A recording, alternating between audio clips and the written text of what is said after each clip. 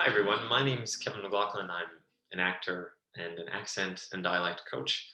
I'm putting this video together to help talk to you about the North American accent, which is my personal speaking accent.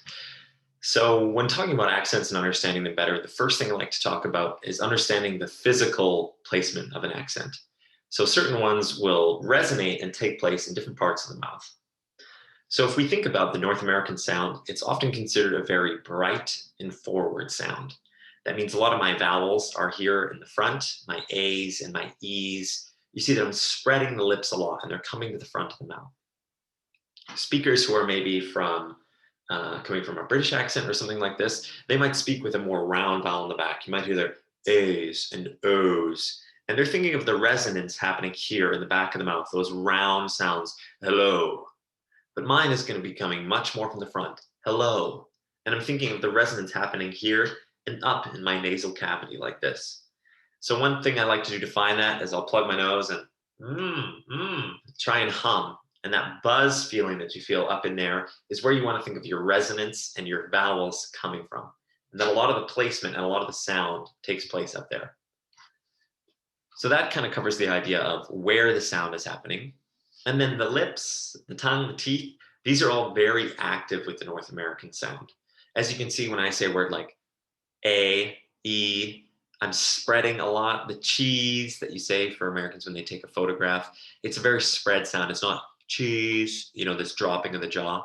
So things are very physical and they move a lot. It's a bit of gymnastics, if you will. So at first, this is going to feel uncomfortable, but you do move and adjust the face a lot for these sounds. So again, to just watch my mouth for the vowels, you'll see the amount of movement happening. A, E, I, O, U. Lots of physical stuff. So that kind of covers the concept of the physical placement and the movement. So this is a great thing to come back to when you're just thinking about practicing the accent. Go to that beginning place of, okay, this is where it's going to happen. It's going to take place in the front of my mouth. And this is where I need the resonance to be taking place, this buzzing place. And then I'm going to be very active with my lips, my nose, my tongue, all of these things. I hope that's clear for all of you. Now let's talk about the individual characteristics within the accent itself. So some of the things I like to talk about are the prominent features. And the prominent features mean the obvious things that happen. So the first example of that is a short ah sound.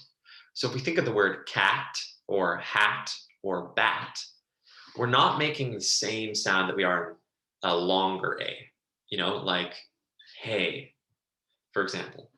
So that ah sound is very bright, ah, ah, and it's almost just a release of the vocal, ah, ah, and you'll see that I'm spreading a lot for that. So that's a great sound to practice with a word like cat and bat, and you'll hear that I'm getting right to the sound of the consonant as well with the T, cat, bat, hat, as opposed to bot, hot, or but, hut, right? That it's round and in the front, bat, hat.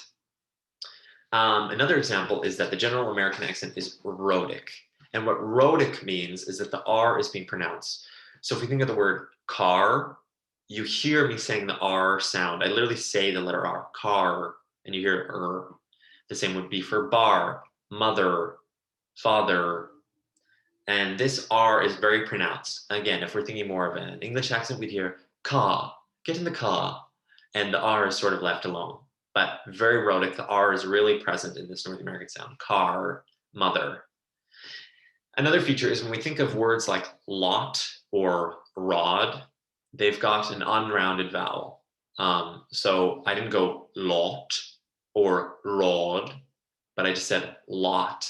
And my O is almost being more of an ah, lot. And my O in rod is almost more of rod. So one thing that helps me when I'm working with an accent is to imagine how I would spell out the word. So the example here would be instead of looking at the word lot, L-O-T, but knowing that I don't want an O sound, I don't want it to sound lot.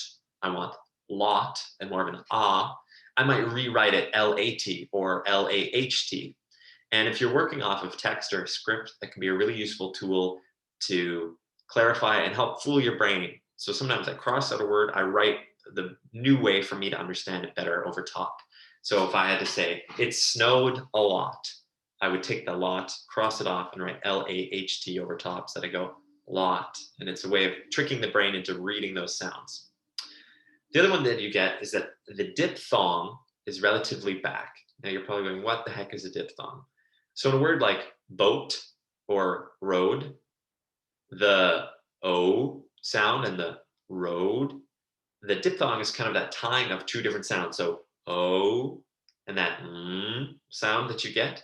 So a word like boat, that is where it moves farther back because they don't go bot, right, and make an ah sound. It's boat, but it's crisp and it comes from the back of the mouth. Oh, oh. You think of like being hit in the stomach. Oh, oh.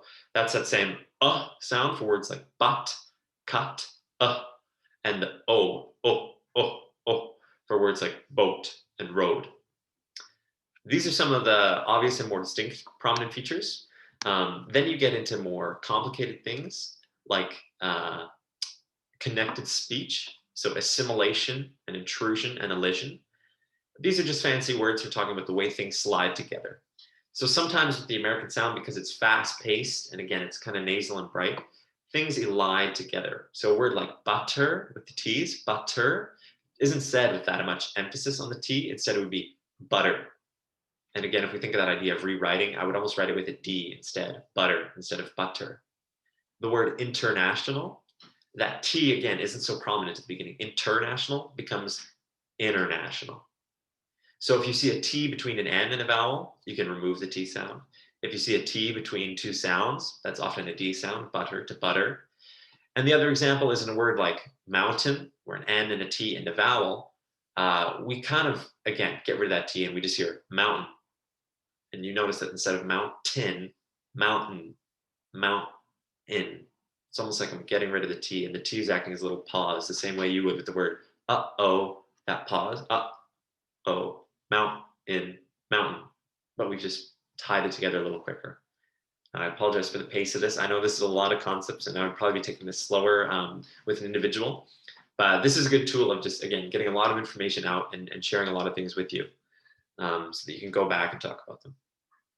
So yeah, if we're thinking about all that, we've got those rhotic R's, we've got those diphthongs, we've got all these different sounds. Again, we're coming from a bright, forward place. I would suggest just going one thing at a time, taking it slow and focusing on one concept first. So just practice that R.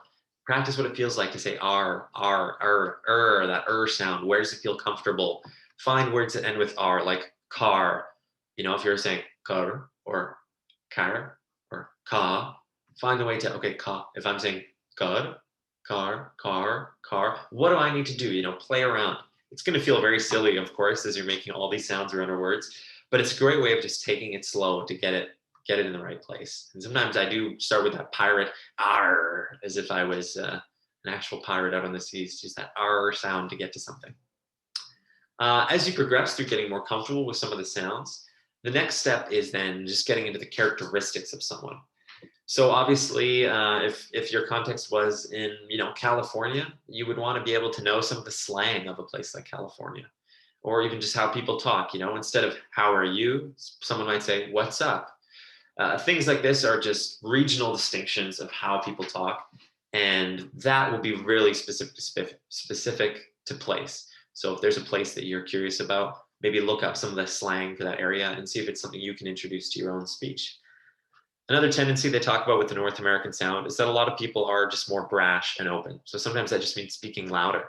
If your normal sound is a little quieter, sometimes just getting louder, you know, almost as if you were acting a character and being more confident can help be a good tool. And then, of course, if you've got certain words in your vocabulary, like again, the example of if you were British and you were saying that you live in a flat instead of an apartment, and a way that's going to give it away, even if you have a great accent. If I said, I live in a flat, someone might go, wait a minute, we don't say flat here, we say apartment. And it would be sort of a giveaway.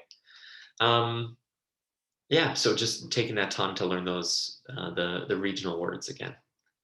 Anyways, this is a lot of information. I hope this has been a useful tool for all of you.